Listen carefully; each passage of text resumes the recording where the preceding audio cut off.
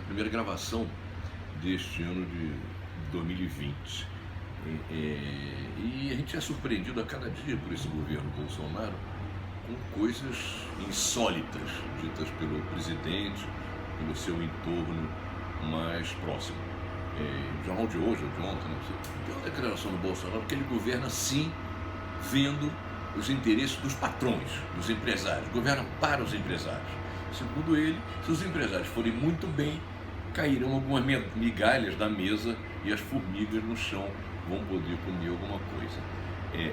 Então cria-se uma situação em que a gente acaba tentado ficar voltado para essas declarações, para essas coisas do dia a dia, essas idiotices ditas por essa gente, e perdendo às vezes de vista o conjunto do bosque, ficar vendo a árvore e não ver o bosque.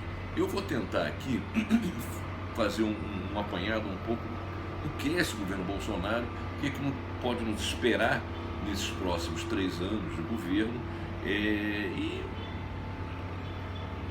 refletir sobre caminhos para a superação desse quadro.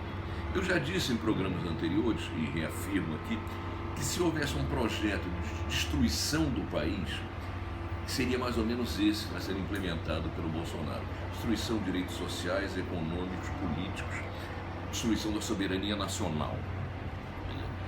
O Bolsonaro, evidentemente, ele governa numa situação que não é de ditadura, embora sua preferência seja claramente por uma ditadura de direita. Só que isso não depende só dele. Há um risco de resistência popular maior, e os exemplos em outros países da América Latina estão aí, volta e meia, eles mesmos dizem que se houver gente na rua, se houver protesto, vai ser preciso um novo AI-5 e tal. E há também uma resistência dos liberais, que perderiam espaço, perderiam poder no caso de uma ditadura. É o caso do Congresso, que apoia o Bolsonaro, tem majoritariamente concordância com o seu programa de governo, mas numa ditadura perderia espaço, perderia capacidade de reivindicação, perderia, enfim, poder.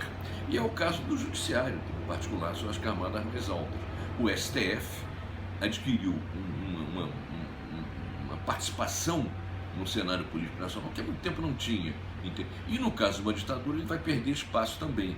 Então, embora sejam reacionários, tanto o Congresso, majoritariamente, como o STF, embora concordem com o essencial da política do Bolsonaro, não apoiariam um projeto de fechamento do regime, porque eles seriam também prejudicados. Mas é preciso a gente não perder de vista o seguinte: é não ficar só zombando, criticando as idiotices do Bolsonaro, dos 3 patetas, que são seus filhos, ou do ministro da Educação, que é um analfabeto, do ministro de Relações Exteriores, que é um idiota também, enfim. Mas a gente não perder de vista a política, o sério da política que está sendo aplicada pelo Paulo Guedes e os seus mais próximos. O governo Bolsonaro ele faz uma espécie de política de terra arrasada. Talvez ele venha cumprir um papel, seja um papel por algum tempo, de destruir tudo quanto é direito, destruir a soberania nacional, acabar com enfim, qualquer espaço de civilizatório na sociedade, quer dizer, para quando ele sair, ser descartado depois como laranja chupada, e as classes dominantes implementarem então esse projeto sem as barbaridades e sem a selvageria e sem as idiotices que diz a todo dia o Bolsonaro. Porque o projeto de governo dele, projeto econômico, a visão de país que ele quer, nisso aí não há grandes divergências com as classes dominantes.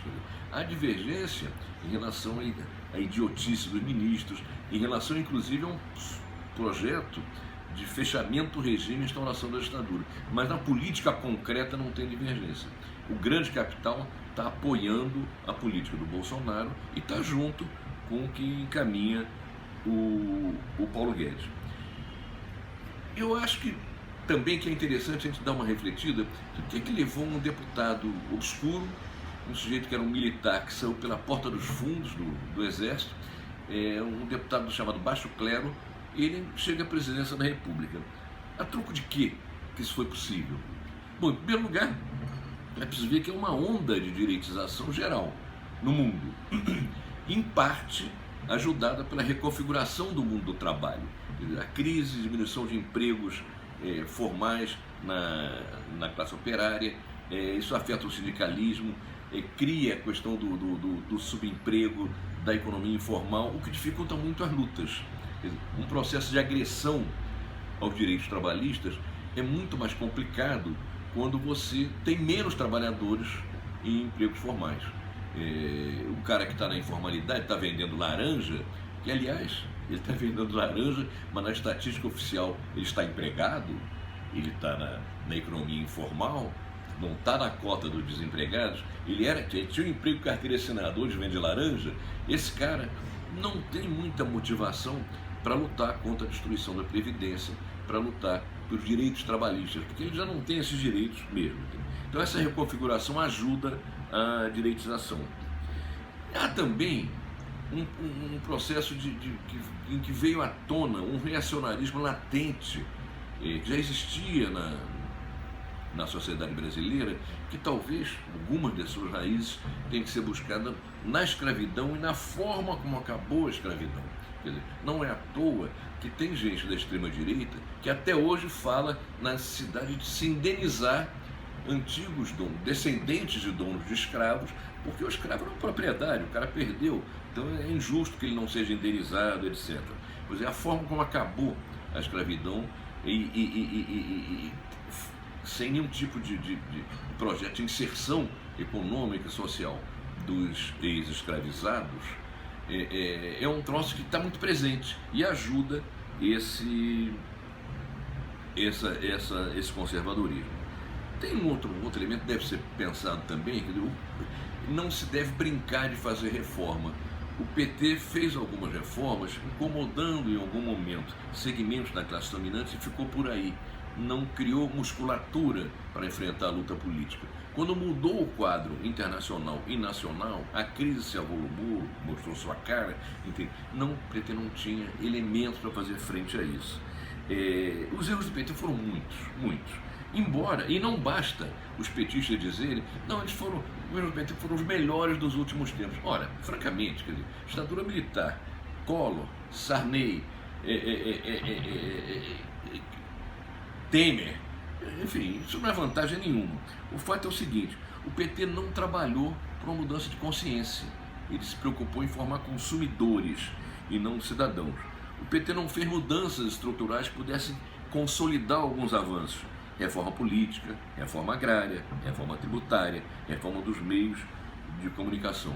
A forma como o PT tratou a questão da governabilidade, que é uma questão real, qualquer governo tem que pensar nisso, foi dando ministérios para gente como Crivella ou Gedel Vieira Lima. Quer dizer, o vento muda, esses caras vão e puxam tapetes. Quer dizer, achar que buscar a governabilidade desse jeito é vantagem, não é.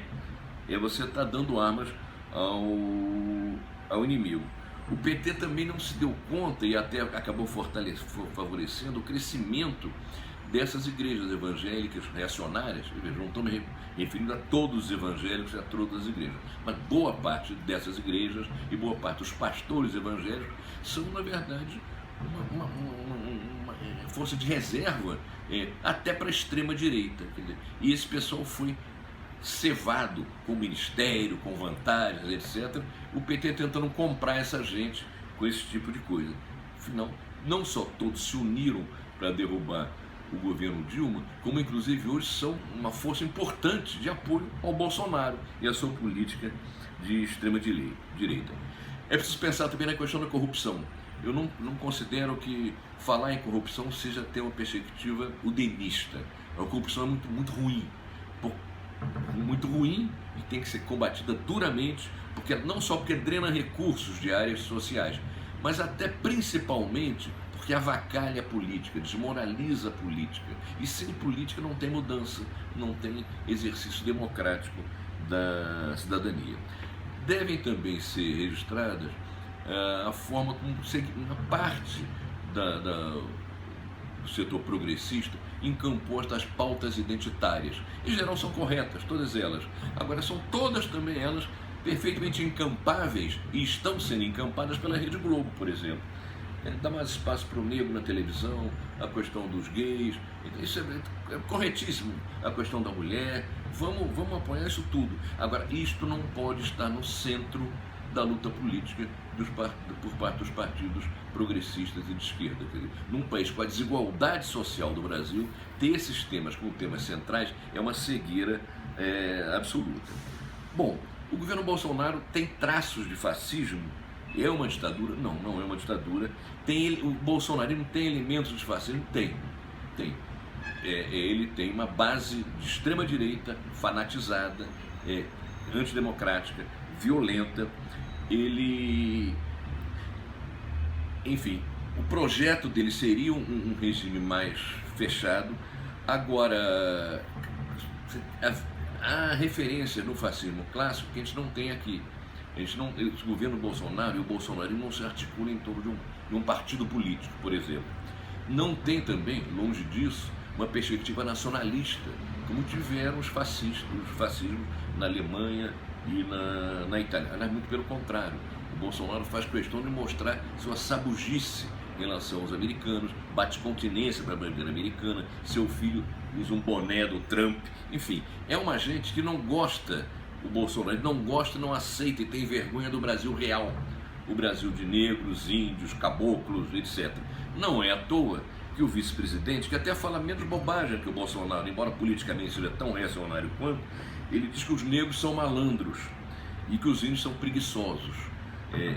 E o presidente da Fundação Palmares, criada com o objetivo de favorecer a inserção social dos negros, diz que a escravidão foi uma coisa benéfica para os descendentes de negros. Enfim, é um pessoal que tem vergonha do Brasil real. Gostaria de estar em Miami com pessoas louras e de olhos claros. Muito bem, o que vai vir esse ano? É difícil dizer. Tem uma eleição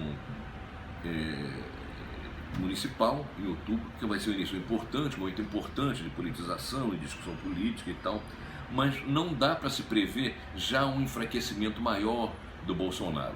Em relação ao momento em que ele foi eleito e começou o governo, foi uma queda, mas não há indícios de que essa queda vai continuar de uma forma mais forte.